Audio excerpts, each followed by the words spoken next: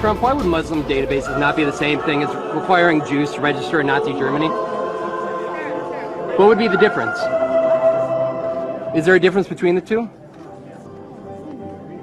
Is there a difference? Who are you with? I'm with NBC News. Is there a difference between requiring Muslims to register and Jews You tell in me. Nazi Germany? You tell me. Interesting how the song playing in the background was the Rolling Stones' "You Can't Always Get What You Want."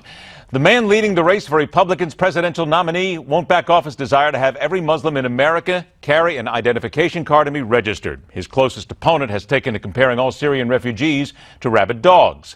Both are hearing from supporters who applaud their bravery for saying this out loud. At the same time, both are getting widespread backlash for stirring the pot of what some call racism and religious anger. It's time for America to make a call on whether this is all politics and playing for votes or is part of a problem threatening to plunge America into a new darkness of hate and fear. Let's begin there with this edition of The Political Animal and get right to it. Lambasting from the left, the Democratic media strategist from Kate Communications, Franco Ripple, ripping from the right, Republican strategist and Georgetown University professor Bradley Blakeman.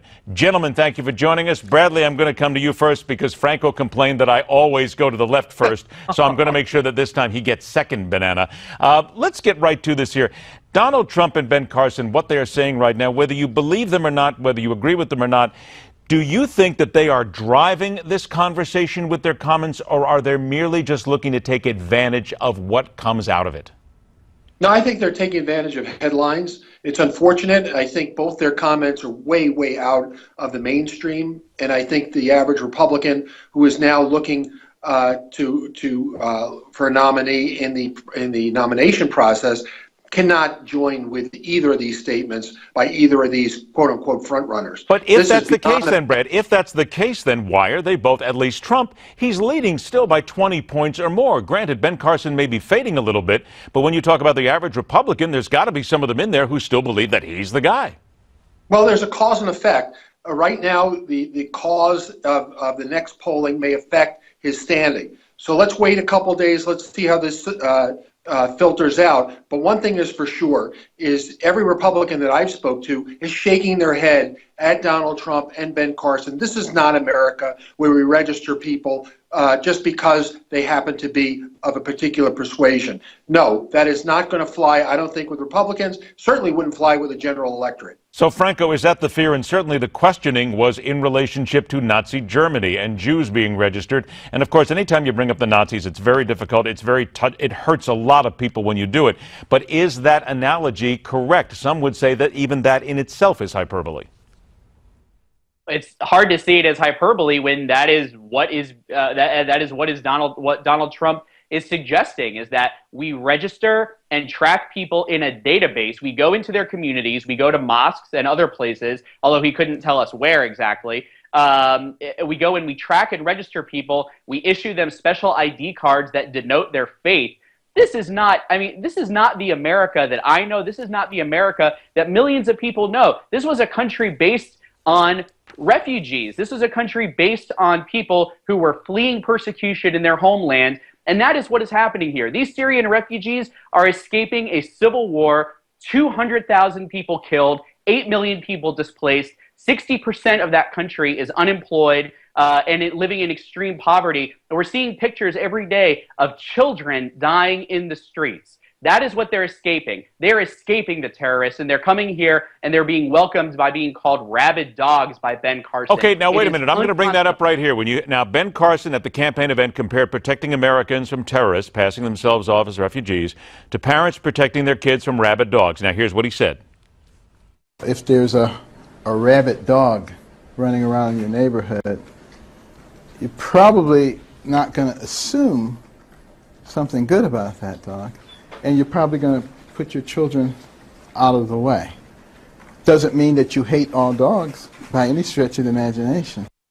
As a dog lover, I don't like when anybody says that, but I'm going to play devil's advocate here, Franco, because when he says that, he's not saying all the refugees, is he? Isn't he just saying that there are those who are the rabid dogs and you want to remove them so that they don't hurt anybody?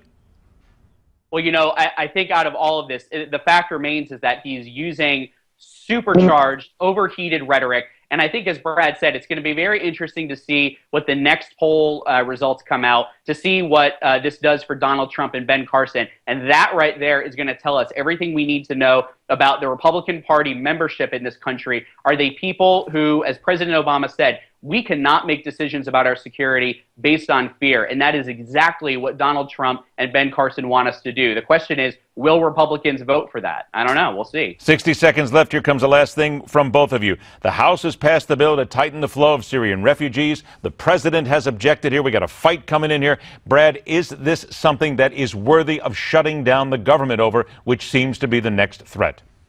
No, and I think this is the problem we have with Republicans and Democrats. Every important decision comes down to shutting down the government. That does not help the problem. We should not hold the government hostage to this bill. But what we should do is send the president a clear message that his plan does not work. And the majority of Americans don't believe that the Syrian refugee screening is worthy of them coming to America, unless it can be with reasonable certainty that the people we allow in are law-abiding and, okay. and we're with their background. Let me stop you there. I only got 25 seconds left. Franco, doesn't the president have to bend a little on this? Come on. Well, that's basically what Paul Ryan said, is that the president's got to bend. And in his words, quote, we have to have some riders on this bill for it to pass. Things like defunding Planned Parenthood and now making sure that we keep... But do you agree with that, Franco? Do you think he needs to bend on this refugee issue in light of what we've seen happen the last couple of days? No, I think the president is standing on the side of civil rights and allowing this country to accept people who are escaping atrocities. And Brad, the do you think he needs to bend? Oh, you bet. The president his back is up against the wall. Democrats as well as Republicans. There we go. Are going to force the president. Left versus right. I knew we'd find that ridge in there somewhere. We'd find that ripple. Bradley Blakeman, Franco Ripple. Gentlemen, thanks so much for joining us. The Hardline continues.